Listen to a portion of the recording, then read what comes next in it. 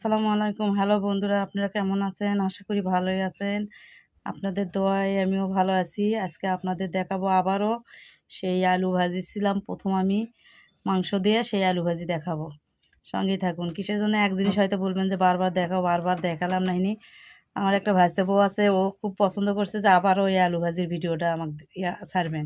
ওইজন্য ভিডিওটা করব। সঙ্গেই থাকুন। তেল ঢেলে দিলাম। এই তো কাঁচামরিচ তেজপাতা ঢেলে দিলাম,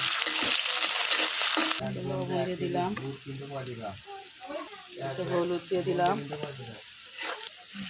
একটু আদা বাটা রসুন বাটা সামান্য একটু দিয়ে দিলাম, কিছু হবে না। মাংসের মধ্যে সব কিছু দেওয়া আছে। মাংস দিয়ে আলু ভাজি আবারও নিয়ে আসলাম। এই রেসিপিটা আবার চাইছে আমার একটা ভাতিজার বউ, তার খুব ভালো লাগছে, ওই জন্য আবারও নতুন করে আলু ভাজি ভিডিও নিয়ে আসলাম।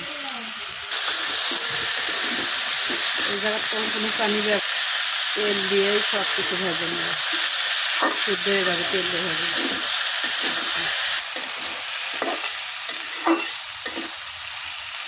এই যে পোস্ত এদিকে দিলাম, গরুর মাংস এগুলো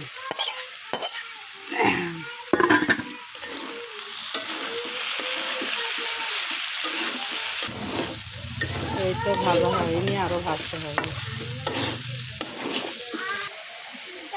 এই তো আমার আলু ভাজি হয়ে গেছে। এরকম মাংস দিয়ে আলু ভাজি করে খাই দেখেন, খুব মজা লাগে। তো কেমন হয়েছে অবশ্যই কমেন্ট করে জানাবেন।